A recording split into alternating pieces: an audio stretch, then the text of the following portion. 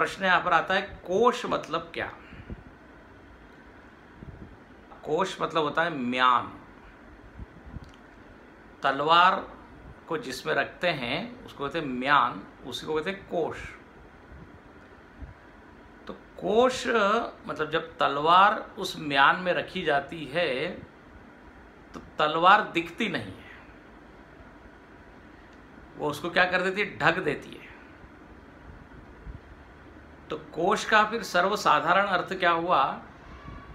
जो आवरक है, that which covers, जो चीज ढकती है उसको कहते हैं क्या? कोश। अब यहां पर कहा कि आत्मा को 5 कोशों ने ढक दिया। अब यहां पे विचार करने वाली बात है कि 5 कोश आत्मा को कैसे ढक सकते हैं? क्योंकि हम देखते हैं समाज में जो चीज ढकती है, दैट विच कवर्स, वो बड़ी होनी चाहिए। जिसको ढका जा रहा है उससे बड़ी होनी चाहिए। जैसे म्यान का आकार आप देखिए तो तलवार से क्या है, बड़ा है। आपको अपनी कार को ढकना है किसी कपड़े से, तो कपड़ा कार से बड़ा होना चाहिए। तो आत्मा को ढकना कैसे संभव है? आत्मा का स्वरूप तो है जो नित्य है, जो अनंत है, जो व्यापक है, जिसकी कोई सीमा नहीं है। उसको कैसे ढका जा सकता है कुछ? उसका आवरक कौन हो सकता है? आत्मा इतनी सूक्ष्म है और सूक्ष्म होने के कारण व्यापक है। आकार ही नहीं है तो कैसे ढकेंगे? है ना विचार की बात। तो भौतिक रूप से तो उसको हम ढक नहीं सकते। भौतिक मतलब कोई वस्तु से। वस्तु से दूसरी वस्तु को ढका तभी जा सकता है जब उसका कोई आकार हो। लेकिन अब कहा तो गया है कि पंचकोश के द्वारा क्या हुआ, तो बोले आवृत्त हो गया। तो यदि यहां पर कहा जा रहा है कि आवृत्त हुई है तो इसका अर्थ हमको समझना चाहिए। कुछ गूढ़ार्थ है उसमें, लक्ष्यार्थ है, सम इम्प्लाइड मीनिंग बस विद देयर। तो देखो, ढकने का अर्थ यहां पर यही है कि ये जो 5 कोश है, ये 5 कोश आत्मा की ओर हमको जाने नहीं देते। ढकने का अर्थ यही है। ढकने का अर्थ फिजिकली कवरिंग नहीं है। ध्यान ये अपनी ओर खींच के रखते हैं, तो आत्मा की ओर हम देख ही नहीं पाते हैं। ये 5 इतने आकर्षक है, इतने मोहक है कि उनमें ही हम फंसे रह जाते हैं। यही आत्मा को आवृत्त करना है।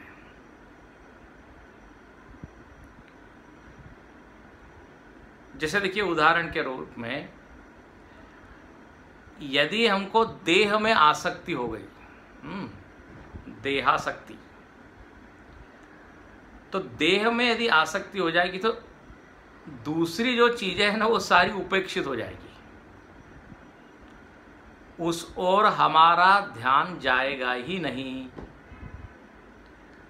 तो ये आसक्ति एक तरह से क्या किया, आसक्ति ने आवरण कर दिया कि नहीं।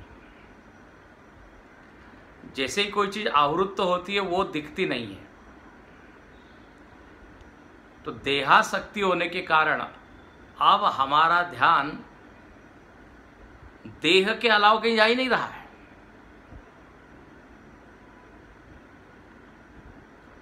तो ये हो गया कोश। ये आसक्ति ही क्या हो गई, कोश हो गई। अच्छा, अब ये देहासक्ति के ही इतने सारे क्या होते हैं बच्चे खच्चे। देह में आसक्ति है तो फिर विषय में भी आसक्ति हो जाती है, क्योंकि देह को खुश करने के लिए क्या चाहिए? विषय चाहिए। देहासक्ति हो तो फिर धनासक्ति भी हो जाती है, क्योंकि देह के लिए सारे भोग चाहिए। वो भोग कहाँ से मिलेंगे? धन से। तो विषयासक्ति, धनासक्ति। अच्छा, और एक मजेदार बात है, धन में अब इतनी आसक्ति हो जाती है कि कई बार देह को जो है हम देह उपेक्षित हो जाता है, स्वास्थ्य को उपेक्षित हम कर देते हैं धन की आसक्ति के कारण। होता है ना, धन के पीछे पड़ के लोग अपना स्वास्थ्य गंवा देते हैं। मजेदार बात है, देह के लिए धन को कमाते हैं, ठीक है, देह के लिए, लेकिन धन में इतने आसक्त हो जाते हैं कि उससे देह नष्ट हो जाता है। धन खर्च करते हैं देह के लिए, और अंत में क्या होता है? देह भी नहीं संभलता और धन भी खर्च हो जाता है। एंड रिजल्ट ये होता है। उदाहरण ये हम क्यों दे रहे हैं? ये आवरण, ये आसक्तियां क्या है? एक तरह की आवरण है जो हमको लक्ष्य तक जाने नहीं देती। तो देहासक्ति, विषयासक्ति, और ये इतने बड़े बड़े क्या कहते हैं, ये आवरण है कि इसको पार पाना कठिन है। तो एक तो ये अर्थ हुआ। दूसरा अर्थ कोश का ये है कि हमारा अहम भाव, ध्यान से सुनना, हमारा अहम भाव आत्मा में न होकर ये शरीर आदि उपाधियों में हो गया। ये है कोश, ये है आवरण। जहां अहम होना चाहिए, आत्मा हूं मैं, ये न जानने के बजाय अब हम शरीर को ही मैं कह रहे हैं, मन को मैं कह रहे हैं। ये अहम भाव हमारा पांचों चीजों में है। वो पांच ही उनको ही कहते हैं कोश, उनके नाम आगे आएंगे। तो अहम भाव इनमें हो गया तो अब हो गया ना, आत्मा में अवरोध आ गया। आत्मा में अहम बुद्धि तो विस्मृत हो गई। अब शरीर को ही मैं मानने लगे। अच्छा, तो एक ये हुआ, और दूसरा एक और परिणाम हुआ, केवल अहम ही नहीं, इन पंचकोशों में ममत्व भी आ गया। मेरा है, मेरा है, ये बड़ी विचित्र बात है।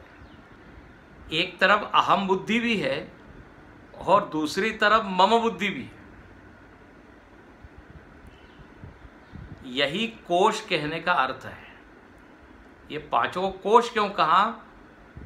यही कारण कि जो सत्य से हमको बिल्कुल दूर ले जाए, भटका दे, सत्य को ढक दे। अब आत्मा में मैं बुद्धि होने के बजाय शरीर में मैं बुद्धि हो गई। और जब कोई पूछते है आप कौन है, तो हम क्या बोलते हैं? मैं मनुष्य हूं। क्यों मनुष्य हूं? क्योंकि मेरा शरीर किसका है? मनुष्य का। हो गया ना गड़। अच्छा, और ऐसा नहीं कि मैं मनुष्य हूं, इतना ही नहीं रहा, बल्कि हाथ पैर मेरे हैं, ये भी एक वृत्ति आ गई। ये अहमता ममता बिल्कुल जैसे सगे क्या है, भाई है, जुड़वा भाई है।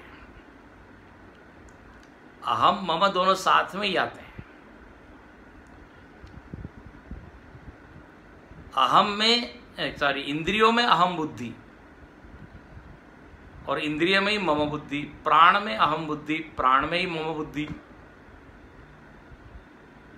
तो ये अहमता ममता के कारण क्या हो गया? आत्मज्ञान नहीं हो पाता। इसलिए एक तरह से क्या है, ये बाधाएं हैं, अड़चने हैं। पंचकोश विवेक से आप इन बाधाओं को दूर कर सकते हैं।